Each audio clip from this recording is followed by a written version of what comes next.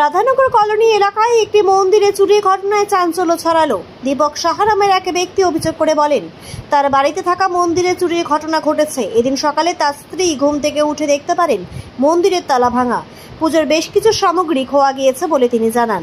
এদিকে ঘটনার খবর পেয়ে দিনহাটা থানার পুলিশ এসে গোটা বিষয়টিকে খতিয়ে দেখে। সকালবেলা আমার স্ত্রী উঠে দেখে যে মন্দিরের তালা ভাঙা, স্ত্রী এবং মেয়ে উঠে দেখে যে মন্দিরের তালা ভাঙা। তারপরে ওরা বলে, তারপরে দেখা যায় যে এটা আমাদের দীর্ঘদিনের প্রতিষ্ঠান দক্ষিণা কালিকা দেবীর মন্দির। 40 বছর কমপক্ষে আমরা এখানে পুজো করি, বাবার হাতে প্রতিষ্ঠিত সম্পত্তি আমাদের।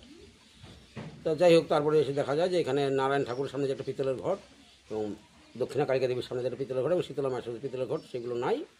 আর পুজোর যে সমস্ত কাঁসা পিতলের বাসন হয় আর কি, যেমন কাশি ঘণ্টা, গাছা, 3.5 কেজি ঘি, মানে প্রসাদ রান্না করে এরকম একটা খিচুড়ির একটা ভাণ্ড, এই সমস্ত নাই।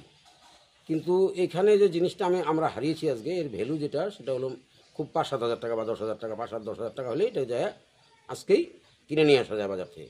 কিন্তু 40 বছর হলো বাবা আমাদের যে সম্পত্তি দিয়ে গেছে সেটা আমরা আজকে রক্ষা করতে পারলাম না। কারণ আজকে যে নিত্য পূজা করা হয়, এখন আমরা পূজার ঘরে যাইনি, ব্রাহ্মণের কাছে যাবো, শুনবো। আমাদের ব্রাহ্মণ হল কৃষ্ণপদ চক্রবর্তী, যাবো, শুনবো কী বিধান দিবে। ঘটেই তো পূজা হয়, তো ঘটই তো নাই, কী বিধান দিবে সেভাবে পূজা হবে। প্রতি অমাবস্যায় ভোগ দিই, তারপর উনি কী বিধান দেয় সেই অমাবস্যার ব্যাপারে কি হবে, এটা এখন আমরা একটা চিন্তায়। পুলিশ এসেছিল? হ্যাঁ, পুলিশ এসেছিল, পুলিশ, গ্রাম্য পুলিশ সবাই এসেছিল। আপনার নাম? আমার নাম দীপক সাহা। দেখতে দিই।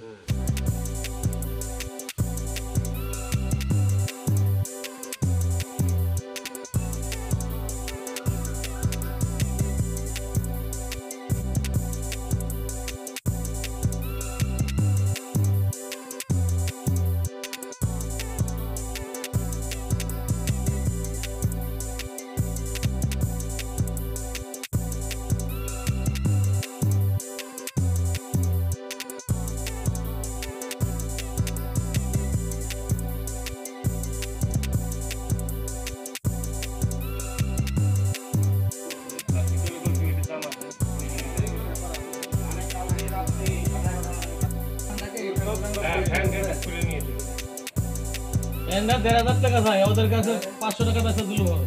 আচ্ছা, চুরি ভালো গেছে, সেটাও লোক আমি দেখতে।